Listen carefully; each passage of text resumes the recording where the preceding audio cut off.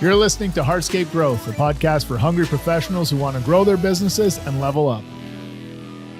Hello, everybody, and welcome to another episode of the Hardscape Growth Show. I'm your host, Alex from TechnoBlock, and today we're joined by Rachel and Matt from Springhetti Luxury Outdoor Spaces, and they are on the show this week because they are award-winning landscape company, which is something that you hear a lot, but this is a little bit of an uncommon award.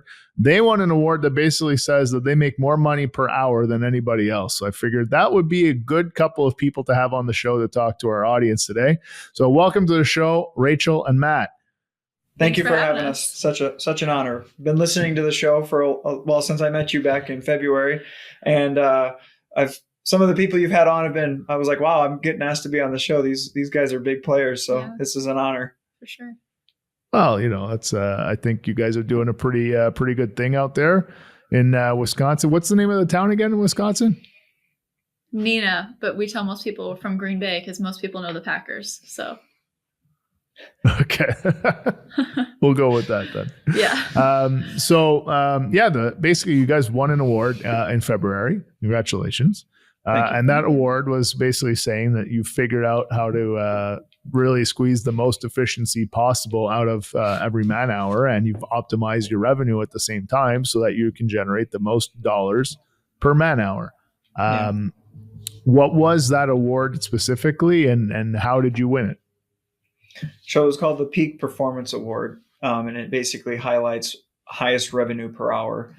And I think the driving factor that drove that revenue per hour up has been transformation we've gone through over the last 10 years of being a $1 million company with 30 employees to now today we're a $3 million company with 10 to 12, maybe 15 in the summer, some summer help, but we've got a lot less employees and we're doing a lot more large scale luxury outdoor living.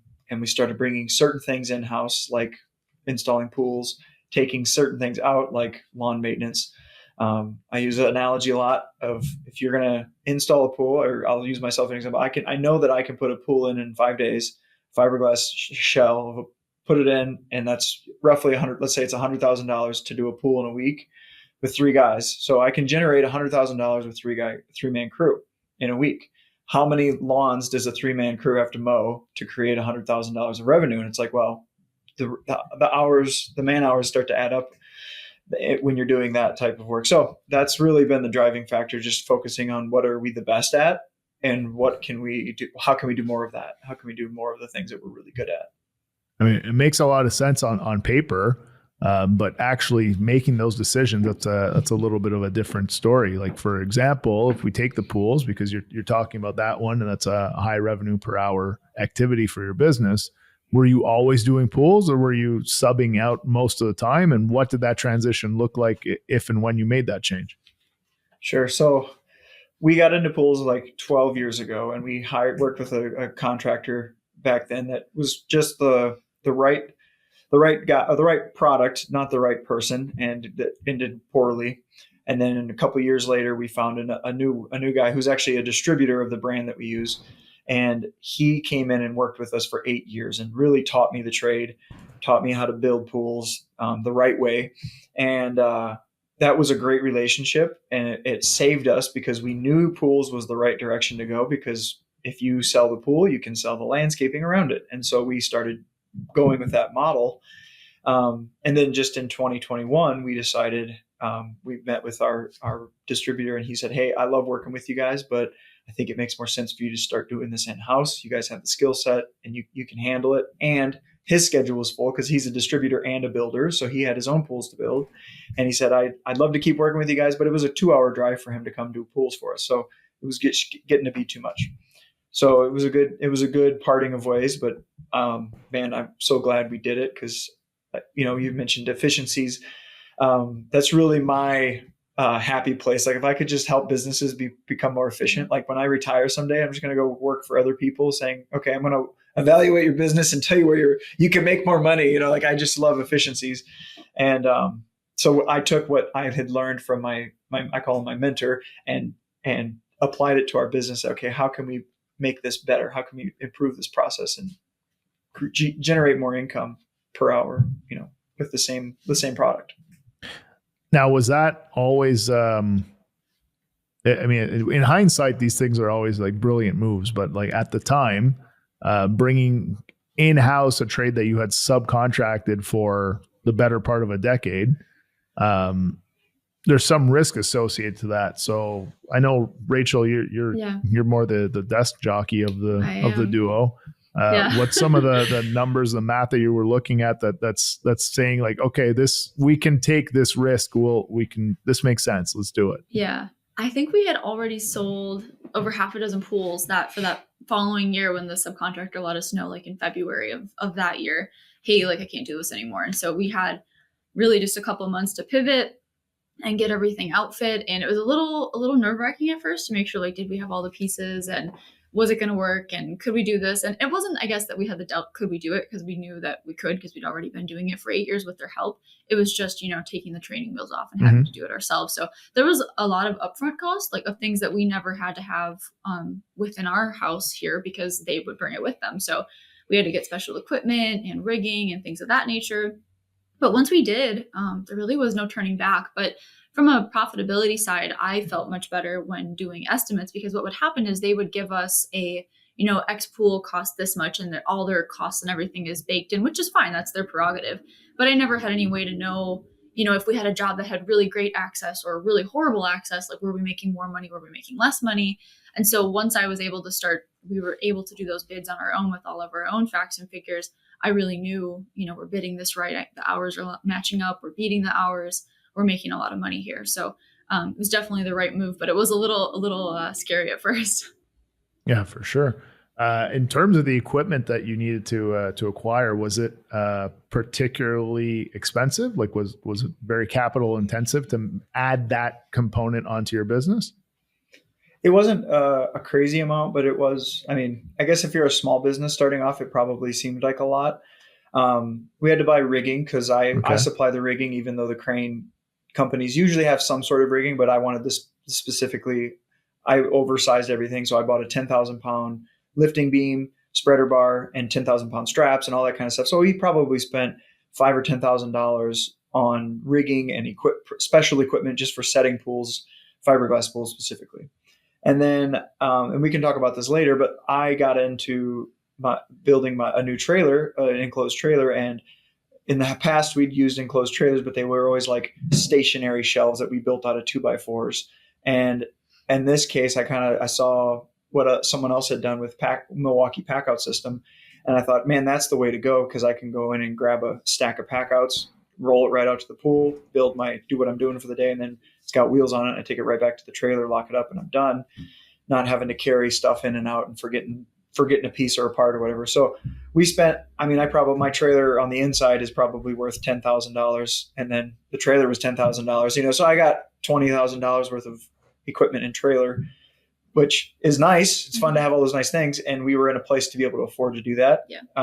There was a season in our lives, not super long ago, where we couldn't afford to buy a shovel, which that's a topic for another podcast. But it's a luxury to be able to have that revenue.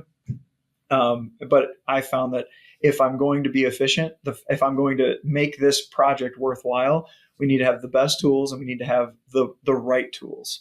And so, it was a decent $20,000 investment to get everything that we needed, but it's paid off many times. For sure. And in terms of the benefit to the company of doing it, like Rachel, you spoke about how you have a bit more flexibility when you're quoting projects. You have a bit more control over the costs, access to projects. Like you can weigh these things more in the balance and maybe sharpen your pencil a little bit if you really want to get the project. But from a sales and marketing perspective, what has the benefit, or what have the benefits been to bringing pool construction in-house? And are you happy with that decision from that perspective, I guess? Yeah, for sure. No, it was definitely the right call. It was the next progression in our business. I felt like we had kind of, I don't want to say maxed out the landscaping, but this was definitely the next piece that we needed. And pools beget pools. So, the neighbor sees the pool and then the one down the street wants it. I mean, we have one particular customer that I don't even know how many people she's had to her house, and she tells everybody about her pool and how much she loved working with us. And then we have other clients that have no problem with people coming over to, view it and tell their story. And so honestly, that's been some of our very best marketing is referrals. We're in a smaller town. I mean, it's not a really small town, but small enough that people know our name. And so like, oh, you have a Springhetti pool. Oh, you had Springhetti do it. And so that's been really cool. But from a sales perspective, it was a no-brainer. And we've been able to really get the timing down on when we purchase the pieces that we need for the pool, whether that's the shell or the heater or the pump. We're not stocking, 20 heaters in the back and all this extra stuff. So the gentleman who orders all the pool stuff, we have really good open lines of communication about, okay, this pool's coming up. Okay, order that. So essentially by the time I'm getting the money from the customer, I'm then paying the bill. Like I'm not sitting on this. Like it's just the cash flow is paying for those things. Mm-hmm. And we didn't really have the flexibility to do that before. So that's the tricky thing with the pool. It's a tricky thing. Yeah. So we've kind of got it down to a science. I'm not going to say there's certainly room for improvement. It's not perfect, but we really have perfected that for the most part in the cash flow side, which has been really helpful. This episode is brought to you by EZG. Since 1998, EZG has been crafting equipment solutions to solve issues contractors face daily from their shop in Malta, Ohio. Every piece of American-made equipment is designed to increase efficiency and cost savings on each and every job site. Couple tools you need in your trailer right now. The Crack Hog Precision Splitter. It's the original dustless cutting tool. It's safe, it's quiet, and it's perfect for pavers, slabs, and wall block. And if you're planning on laying a lot of large-scale slabs this year, the Grip Hog lifters, battery, compressor, or vacuum powered will boost safety and efficiency. Finally, the EZG roller paver compactor will consolidate joint fill without breaking the slabs and plank stones on your next project. And their customer service is honestly unparalleled. Each product comes with a 30-day money-back guarantee. If you're not 100% satisfied, they'll take it back, no questions asked. Visit ezgmfg.com to learn more about their awesome line of tools and equipment. It's one thing that you said that I just want to dive into a little bit. Like people are referring to the pools as Springhetti pools. Was that like an intentional part of your branding strategy? Like if we bring in pools and they're our pools, that's going to help us create a stronger name for ourselves? Or was that kind of, it happened and now you're like, well, yeah, that totally makes sense. And now you're leaning into it more. Yeah. So the owner, last name is Springhetti. I was born a Springhetti. Now I'm married. I'm a Haas. But so the name is really a big name in our community. My family is very involved in the community, and my grandfather taught for years. So we have people that will call our office and say, "Oh, I had your grandpa as a teacher," that kind of thing. So the name was always really important, and it kind of sticks out. It sounds like spaghetti. People don't really forget it, and so we really made it our mission. Well, it works. We really made it our mission to stand out. And when we changed our name, actually, we were Springhetti Custom Outdoor Living just up until a few years ago. And we said, if we really want to be the best in the industry, our name needs to reflect that. So that's when we changed our logo, changed our name to be Springhetti Luxury Outdoor Spaces. And with luxury comes a different expectation, right? Like you're not expecting you're getting this mom and pop experience. You expect professionalism, you expect excellence. And that's what we aim to deliver. And when people say they have a Springhetti pool, it really should, in our area, it should be the best of the best. That's what our goal is. And if we didn't meet that mark, we feel like we did them a disservice. We just didn't give them what they were looking for. So yeah.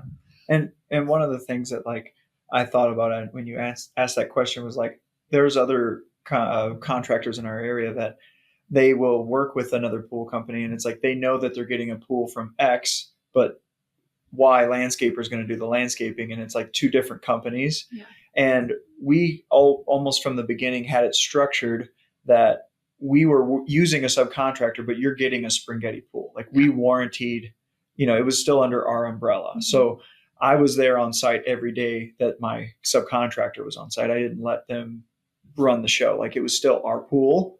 And so we've kind of had that, 8 years of working with someone else, kind of his expertise, but our name, and he kind of built our brand for us essentially. And so in the last 3 years, it's been really cool to be now I'm the one doing the work, and I'm super confident about selling our product because I've had this experience with someone who has 30 years in the industry.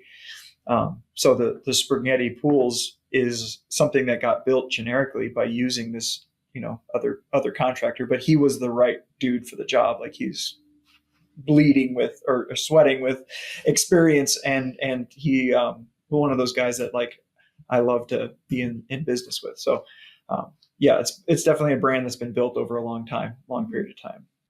Yeah, that's definitely something to not neglect. Like if the name is a staple in the community, you definitely want to leverage that as much as possible.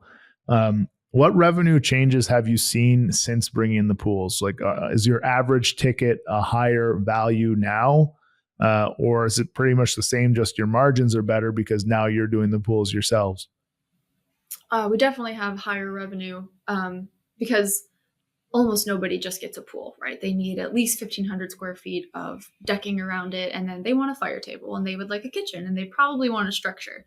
And for us, the best marriage is the pool and the structure.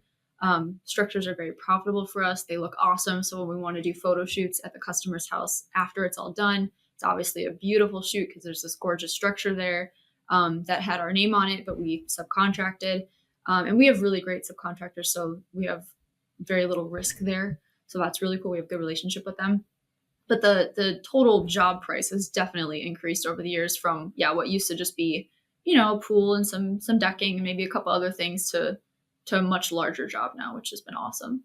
Yeah, I think they've almost doubled in some cases where you have double like 100.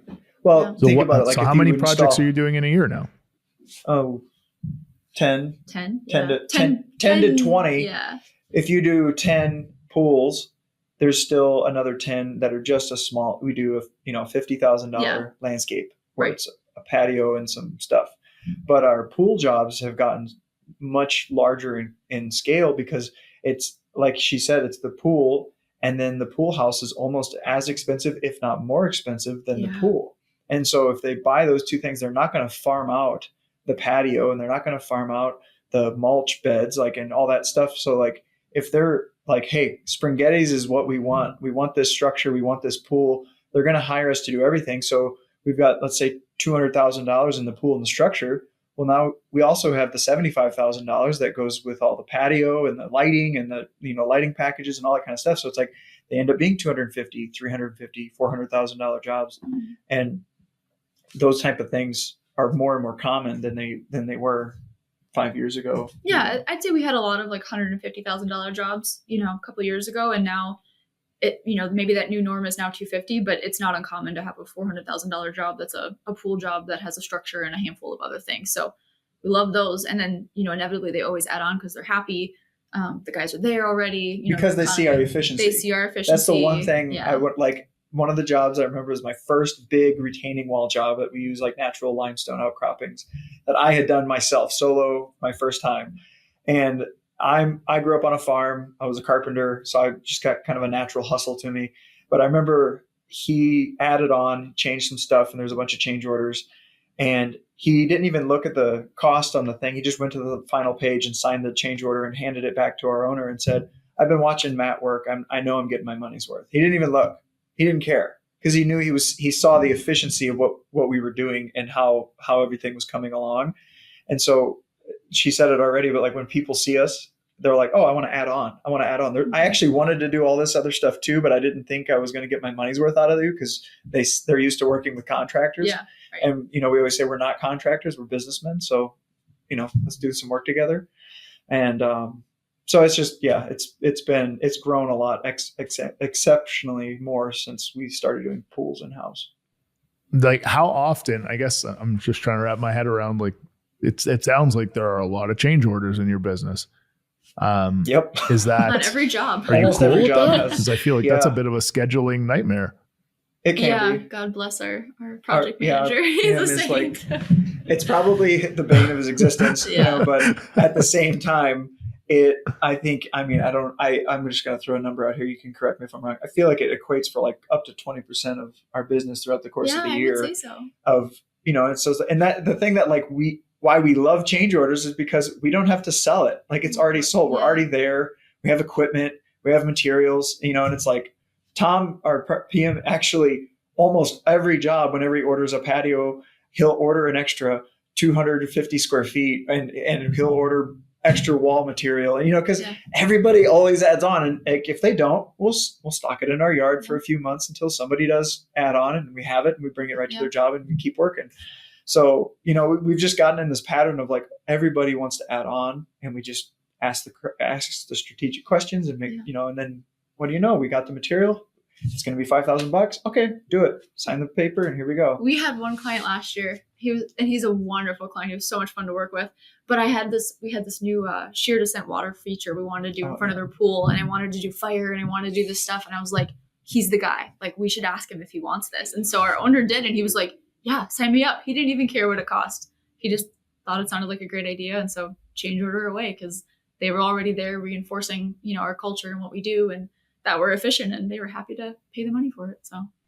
So, and I'm just going to ask the question, but like, speaking of efficiency, wouldn't there be some kind of gain in efficiency if maybe you revisited your sales process to be a little pushier on the things that are likely going to be asked for once we've already dug everything out, just to maximize the profits, and probably even, and if 20% of the revenue is coming from change orders and you're doing 10 to 20 projects a year, it sounds like there's almost a whole other project per year that's sitting in change orders every couple of weeks. Pretty much. Is there not? And some of that does happen, like the day we show up, it's like we get a day into the project and they're like, hey, I've been thinking about this all, for the last month since I signed up, and can you do this, this, and this, and this too? And we're like, yeah, of course we can, and so we just kind of do it. But yeah, I think sometimes too, people tend to be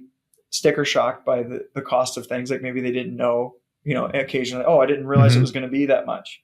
And so they, sometimes, okay, yeah, a lot. There's a large grouping of people that are like that, let's say. But it's funny because when they build trust, and that's what like our owners always said. He said, when I'm there, I spend more time building rapport with them than I do selling. Because they want to be able to trust you. You're selling trust. They want to know that they can trust you. And once that happens, and then we come to the job site and reinforce it, they're like, oh yeah, we can trust these people. They're not going to cheat us. And so, yeah, I think there could be some upfront sales. And actually, to your point, our PM actually started doing that, because he said, by the time the job is sold, sometimes we're like, right now we're booked out till August. And so let's say I sell a job today, and by August, when that job is coming up to be installed, they may have wanted to add a few things. So like our PM is meeting with them a month out and saying, hey, here's a drawing, here's a visual. What is there anything you'd like to add? And so we're starting to do that with our designing software and putting in features that maybe they were on the fence on, but we put in a fire feature and some lighting and things like that so they can see it. And they're like, oh, actually that would be kind of nice. Yeah. And then they sign a change order before we get to the project. This episode is brought to you by hardscaper.com. The Hardscaper mission is to empower industry professionals with the skills, inspiration, and confidence they need to take their businesses to new heights. Struggling with training programs for your team? Looking for helpful tips to build a better company? Subscribe today to gain access to hours of interactive on-demand hardscape construction and business courses for free. Check out hardscaper.com. The revenue per man hour part, if we go back to that discussion, pools are way up there because, like you said, you can pop a pool in with 3 people in a week and it's $100,000 bang in the bank account. What are the other aspects that are high in the revenue per man hour?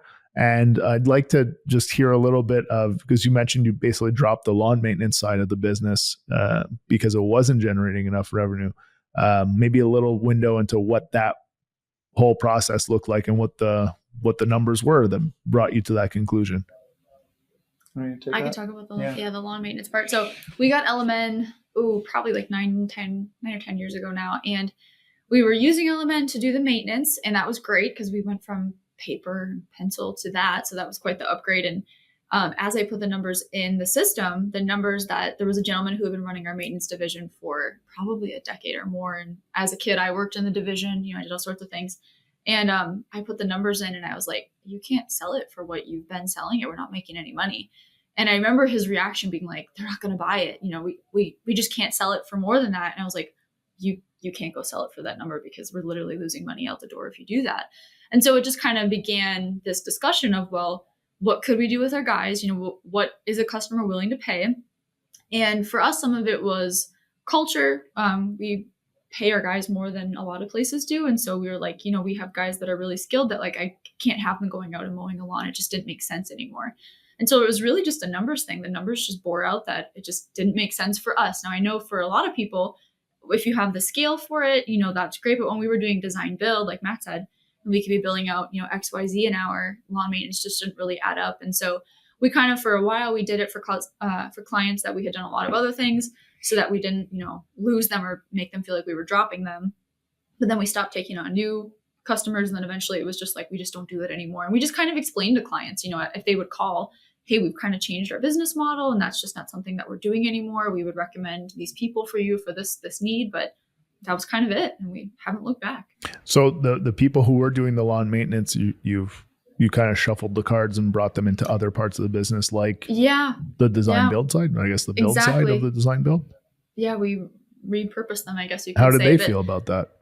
Well, some of them actually didn't really enjoy the maintenance because it was kind of monotonous. And they were like, I really don't enjoy being on a lawnmower every day. And that wasn't my favorite thing to do, but it was kind of what they had been doing and they were okay to do it. But when the opportunity was presented to not have to do it, they were happy about that. And it was also a season of transition in our business. So some of those things, some people got moved over and then some other people that were maybe on the brink of wanting to retire or do something else in life. We had a lot of other things going on in our business at the time. There was definitely like a handful of people that, the door closed and they left, not on bad terms or anything like that, but it was just a new season. And so some of that happened at the same time. Yeah. And there was a big number of things that we would have had to have reinvest. Our mowers were old, our trailers were old, our trucks were old. And it was like, how much are we going to stick into this? You're at a turning point. If we already know it's not making money. So it's about when we added pools. So it was kind of like, it's a heck of a change, eh? From your lowest revenue per man hour to your highest, like just make that trade. Mm-hmm. Exactly. Matt, you and I spoke on the phone earlier this week, just kind of prepping for this. And one of the things I was asking was the impact of looking at all the data and looking at the man hours and everything and how that can influence the decisions that you make regarding efficiency. And you talked about the pack outs and the trailers. And, there was even a post that you shot on LinkedIn a couple of weeks ago, or maybe a couple months ago, where you're talking about the design of your enclosed trailers and how they're set up. You talked also about like how you're passionate about efficiency. So I could see how like you just want to geek out on that stuff. But at what point are the numbers really pointing you in the direction of that stuff? Like there's stuff you want to do, and then there's stuff the numbers are telling you have to do. So where's the line, and what are some of the things that the numbers are clearly telling you need to double down on? Sure. So one of the things that like I learned, or I saw, what's the word? I located, I guess, as a outsider. I was a carpenter, like I said, coming in. I was a chicken farmer first, and then I became a carpenter, and then I came into the landscape industry. But one thing I learned as a carpenter was that we always brought all of our tools for the day into the house that we were framing, and we would go from there. Everybody would take their tools and they put them there. It was just like this efficiency of having everybody had their own set of tools. They brought them onto their work area. They worked on their work area, and then at the end of the day, everybody put their tools away.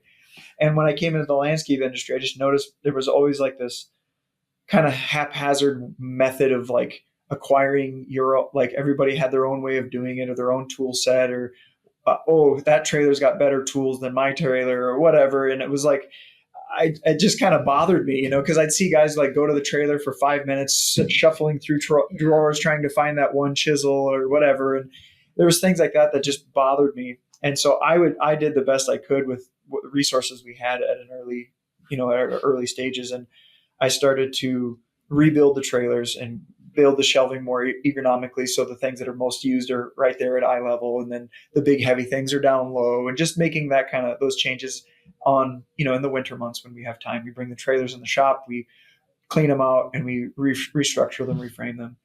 And then when we got into pools, I had one of the contractor who we'd worked with, he brought up his trailer, and I had like trailer envy, right? He had, Milwaukee, everything, everywhere. And they do everything. Like they're licensed electrician and HVAC, so they can do the gas, the electrical, the plumbing. They can do everything. So this trailer's got every so they have type all the of tool, toys, everything. And I was like, this is amazing, you know. And what I saw was somebody else doing something that I wanted to do, and I was like watching them. They would grab their pack outs, they'd pack out, they'd be, okay, we're doing this today, and they'd grab all the things, they'd lock it all together, and out the trailer it goes. They'd set up 2x4s and sawhorses, and they'd set out all their pack outs, and bam, there's our tools for the day. And they don't have to go back to the trailer. And I saw people doing that constantly. Oh, I forgot that tool. I got to go to the trailer. Oh, and they grab one tool and they spend 5 minutes getting it, and then they wasted that. You know, it's like I started seeing that more and more, and it bothered me. Yeah. So when I saw this pack out system, I said, that's what we need. And so we experimented with a couple different systems. I used DeWalt first, and wasn't quite what I wanted it to be. It was nice, but the totes were good. But then when I saw Milwaukee, they were just like more robust, and they clicked together nicer. And it was just like, okay, this is the right tool for the job, especially with how hard I know I'm going to be on them, where I'm going to be very physical with these equipment, and I want it to last and have a good warranty. And I have a dealer that if I break a tool, I bring it into him, he hands me a new one, he takes the old one, sends it in for warranty. So like having that relationship with a good rep is important too. But so yeah, I think there is a fine line. Like, does everybody have to have $5,000 of Milwaukee tools to be efficient? No, not at all. We were being efficient long before we had the luxury of buying Milwaukee. But finding a system that works for you, and if it is just 5-gallon buckets, like there were sometimes the guys were just literally carrying tools by hand. I'm like, you guys, Menard sells buckets for $5. Like, let's go buy 5 of them. Everybody gets a bucket, and you put all your tools in the bucket, and then you carry it with you every day. Like, you know, like those types of things we were doing when we didn't have the luxury. Something. Yeah. Something. Keep your things consolidated. And then just planning. There's a part of it that's like every day when you get to the shop, before you leave, I do a mental checklist. Okay, what am I doing today? And I just close my eyes and I just think about, okay, if I'm doing a lawn installation, okay, I need wheelbarrows and buckets and rakes and shovels, and I need erosion control, and I need straw matting, I need a bag of seed, I need fertilizer. I just go through every single possible thing that I know I'm going to need. I write it all down and I give it to my crew leads. Okay, this is what we need to collect before we leave. Make sure we have it all in the truck. You know, and then you get to the job site. Okay, what's the first thing? You know, and just like prioritizing your day and going through daily list of goals and stuff. Those are things that I noticed most people don't do. And that's why there's over budget and not generating as much revenue per hour as they could, because they're doing things in a very slow pace. Like, oh, I got to the job, realized I forgot a specific tool I need. I am going to create beds today, but I didn't bring the bed edger. Got to go back to the shop. Yeah. Or, oh, we only bought 1 case of glue and now we're out of glue. So now we got to go buy another. It's like, okay, at the beginning of the year, Rachel is sick of seeing 1,500 receipts at whatever. And so she orders a case of glue. Yeah, orders a pallet of glue. Yep. So now we have a pallet of glue in the shop. No one's going to buy glue. So things like that, that's an efficiency anybody can do. And a lot of places have bulk pricing discounts. You know, if you buy 10 cases, they'll give you a little bit of a break. So that's a little more revenue or a little more profit you can generate by finding savings, you know. So I think there's like three big lessons with what you said there. One is watch how your crews are working. Yeah. And definitely. Make note of everything that's inefficient and do something to address it. If they're going back and forth 5 times to the trailer to grab tools, well, give them some kind of vessel to carry the tools out to the work area. But it's profound. It is, but like, man, like even when I was and that's why I was laughing, because like I go on job sites every year when we're filming our showcase stuff, and you see the difference. You see the crews that like they have their stuff and it's there and we're working, and the other ones are rummaging around in the trailers and you're spending forever. And even myself, like I honestly underspent on my Milwaukee packouts at home. I probably need another 4 or 5 of the cases, because I jammed a couple things that don't go together into one, and I have to just open it up and dig around to find the right tool. But that's the show's not about me, so we're not going to go there. But that's what you need. You need to look at what your crew is doing and where are they inefficient and what can you do about it. The second thing you said is lists. And Paver Pete talks about this all the time at the shows, and it was part of their shows that we did this year. The contractor support manual that we handed out to everyone was full of checklists. You're doing a pool project today. This is all the stuff that you should keep in mind. You're doing an outdoor kitchen. This is all the stuff that you should keep in mind. Is it in the trailer? Is it in the shop? Is it on the way? You should have those lists. And the last thing, the stocking of inventory, looking at all the purchases. When Rachel's getting upset about how many receipts you have for glue, looking at where are the inefficiencies on the operational side as well, not just on your crew in the field, but also the business is bringing parts in and putting things out. So is there a way that you can bundle those things a bit more? So like things you're consuming all the time, glue, fabric, geogrid, spikes, edge restraint, sacks of mortar, lime, whatever those things are. Well, why do you have to buy it every time you have a job? You know, you have 10 to 20 jobs per year. Right. You've been in business long enough. You know how much of the stuff you typically consume. Why not bring it in? Especially if a vendor is offering a winter booking deal or something like that, where I can order it in November, I can get it shipped to my shop, and I only have to pay for it in March or April or May. Why not? Sign me up.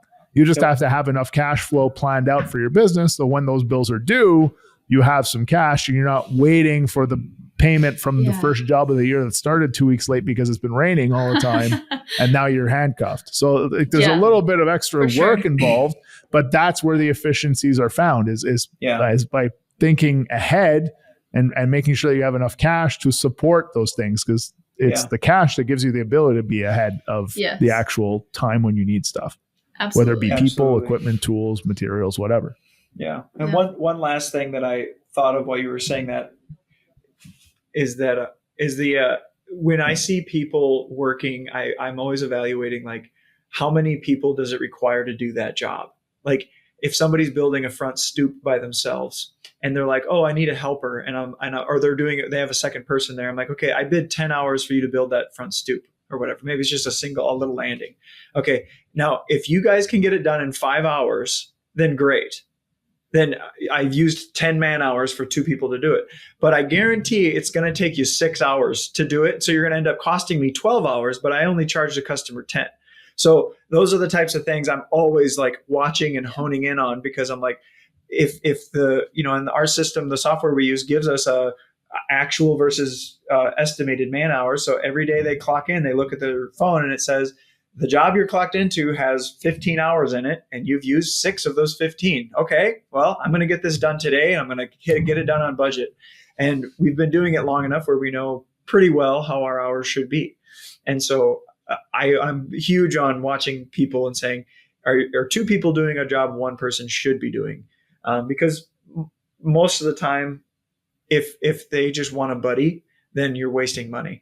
But if they actually need a second person because you're doing something physical and it's easier and more efficient, then great, use 2 people. But I'm trying to get people to think that way. It's not natural to people is what I'm trying to get at. You have to kind of teach that and train that. Yeah, absolutely. You usually think the more the merrier, and let's just, sure. Can I help? Yeah, sure. Come help. And then one guy's just kind of in the way. So you definitely want to discipline that. But the only way that you can is really disciplining yourself when you're estimating the job and figuring out, okay, I estimated 10 man hours. Yeah, that 10 man hours one person? Is that 10 man hours 2 people 5 hours, like you said? If I don't, then I don't know what I'm looking for when I'm on the site. So I don't know what opportunities for efficiency I can find. And those are all great things that you've mentioned, and that's why you're one of the most efficient landscape companies in North America, if not the most efficient. Wow. We'll see about that's that. What the award says. He's hanging in his office. Oh, that's great. All right, guys. Well, I guess we'll wrap it up for today. Really want to thank you both for taking the time to join us on the show. If people want to learn more about your business or want to reach out to you and ask how many pack out kits you have, what's the best way for people to find you, to reach you? They can find our website at springhettigroup.com. If they want to get a hold of us, easiest way, because it'll come to me anyways, is info@springhettigroup.com. Yeah. And we're the only, I was going to say LinkedIn is the only social media I ever touch. So if somebody wants to talk to me about geek out on efficiencies, you can DM me on LinkedIn, because I'd love to talk about it. All right, cool. Okay. Well, thank you very much once again for joining me this week. And until next time, everybody, work hard, pave harder, and we'll see you next week on the Hardscape Growth Show. Thanks. You've been listening to Hardscape Growth, a podcast for hungry professionals who want to grow their businesses and level up. Each episode is all about taking the next step in running your business, so make sure you never miss a show by subscribing on your favorite podcast player. And if you're finding this information to be useful, help others in your position discover us by giving us a star rating and leaving a comment. We'll see you next week.